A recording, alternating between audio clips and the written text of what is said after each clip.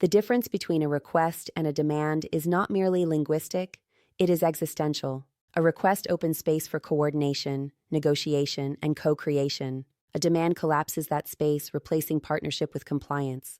A request acknowledges the performer as a sovereign participant in the social fabric. It recognizes that action happens through interdependence and that meaningful collaboration requires the negotiation of conditions of satisfaction.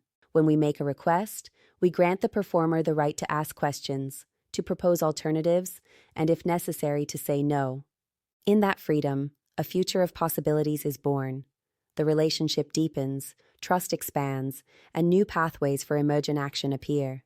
A demand arises when fear, urgency, or uncertainty infiltrate the mood of the requester. It is an attempt to control the outcome, and by extension, the future. In the absence of interpretive clarity, the person defaults to imposition. Do this. You must. There is no option. In that moment, the performer is no longer a collaborator, but an instrument. The social fabric contracts. Negotiation disappears. The future becomes a single line: obey or fail. Relationships erode quietly in the background. That is when a requester becomes a demander. The most dangerous demands are not the explicit ones. They are the unconscious ones.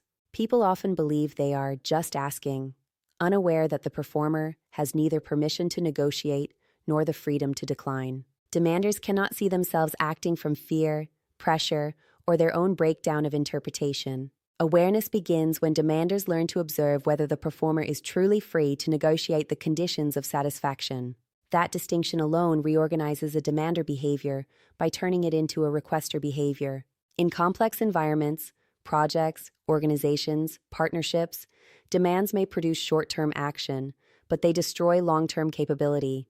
They generate avoidance, discourage transparency, and cultivate firefighting cultures. Requests, in contrast, strengthen structural coupling. They invite meaning to emerge between participants and allow each person to grow with the system rather than being forced into it. To transform the way we work, we must replace demands with requests that honor autonomy, dignity, and shared interpretation. This is not softness. It is intelligence. It is the foundation of trust, and trust is the medium in which coevolution becomes possible. A future worth living in is not imposed. It is coordinated into existence.